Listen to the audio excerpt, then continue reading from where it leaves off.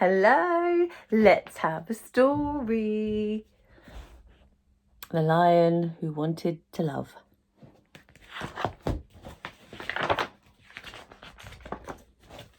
This is written, by the way, by the same people that wrote Commotion in the Ocean and Rumble in the Jungle, but it's slightly different. This was their first one that's a story rather than just the little poems.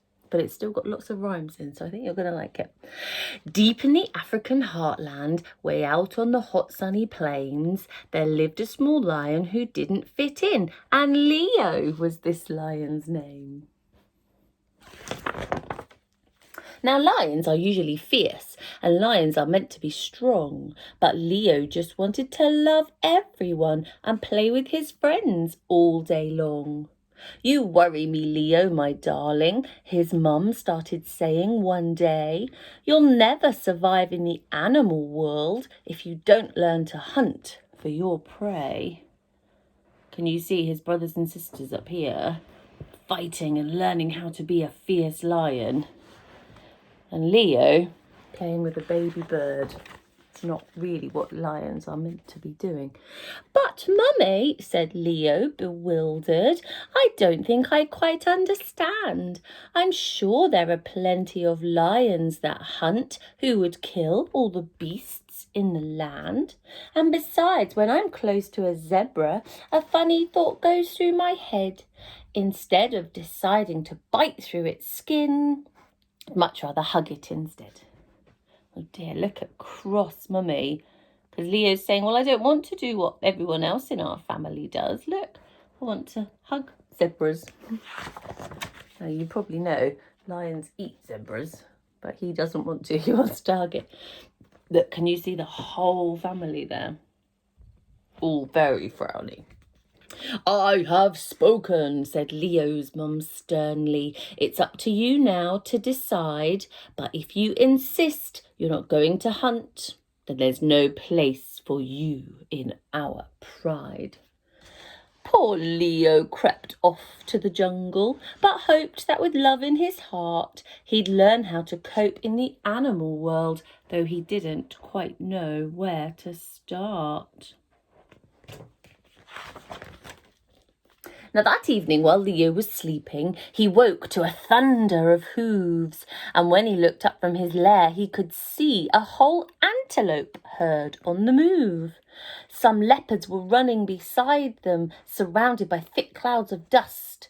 Leo thought quickly. He jumped to his feet. "I must help them," he cried. "Yes, I must."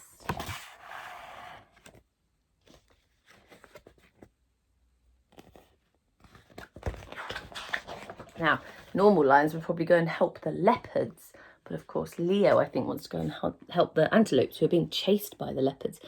Then he caught sight of two injured young ones who couldn't keep up with the bunch. If he didn't help them to try to escape, the leopards would eat them for lunch.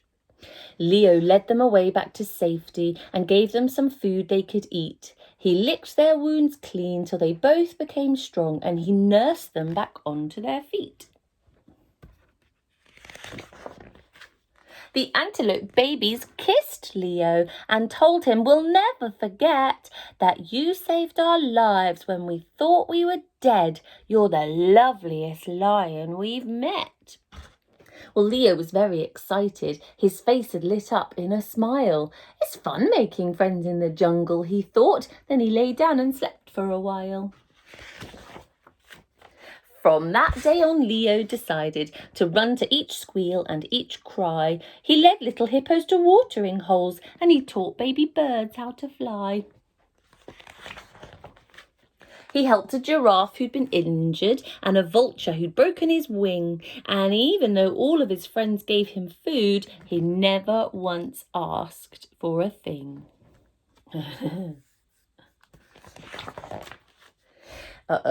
Then one day beside a wide river, Leo heard a small animal scream. He ran to the banks and caught sight of a cheetah being swept very quickly downstream. "Please help," cried the cheetah in panic. "I haven't yet learned how to swim. The waterfall's going to drown me, I'm sure." And with a splash, Leo boldly leapt in. He managed to rescue the cheetah and push him quite safe to the side. But as he was trying to scramble ashore, Leo slipped and got caught in the tide. Look up there. So the cheetah, he's managed to rescue the cheetah. But look, now Leo is stuck in that river. And look, there's a waterfall not that far away. And that probably rocks and all sorts. That's not a good place to land.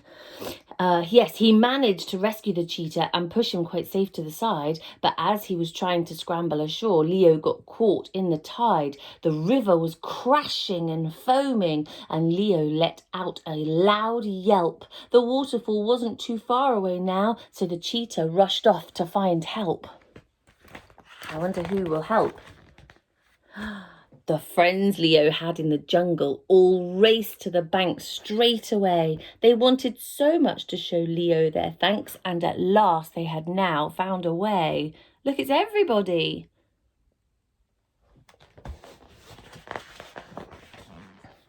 They climbed on the rocks through the rapids and linked themselves up tail and paw. The elephant wrapped his long trunk round a tree, which anchored them safe to the shore. That's a good idea, look. Who's that? I like the monkey. Now, when Leo got to the rapids, a lioness dipped down her head. She lifted him gently across to the bank. "You're safe, Leo, darling," she said.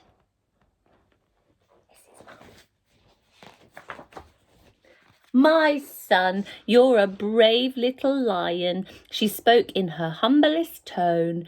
"I was wrong. Now I see love can bring us together. Please, Leo," she said, "come back home." Look at soggy Leo.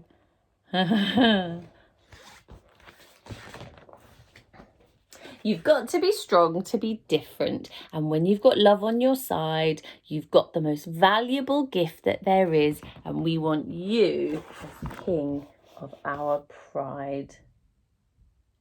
Yay! Got to be strong to be different. So he stood up and he said, "No, I don't want to be like this. I want to be kind and I want to love everyone."